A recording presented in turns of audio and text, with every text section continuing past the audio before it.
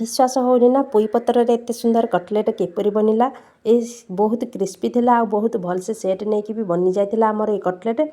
सेथि पई नै जाइतिली फ्रेश फ्रेश किछि पुई पत्र को धोई कि ताको एमिति चुन चुन करके काटी की रखी देइतिली।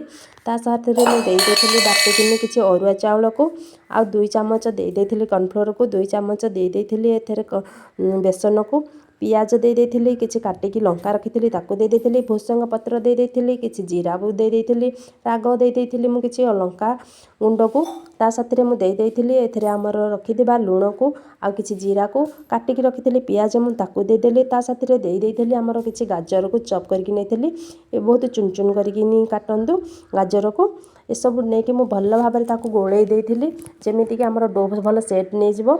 तापर मु ताको गोल गोल कर नेथिली जेमिति कि आलू चपर गोल करंती सेही परिका मु ताको गोल करकी नै जाइतिली।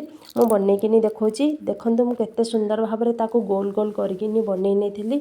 एई एमिति गोल गोल करकी मु 6-7 टी बनै देइतिली।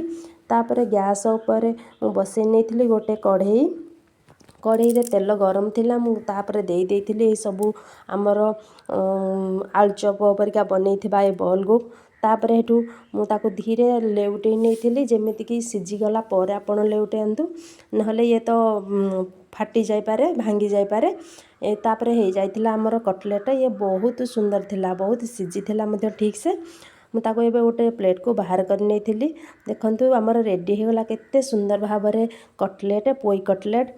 वीडियोटी भल लागिथिला आपण लाइक करंतु कमेंट करंतु संग मान को शेयर करंतु मते सब्सक्राइब निश्चय करंतु। देखा बा आ गोटे नुआ रेसिपी रे बाय बाय।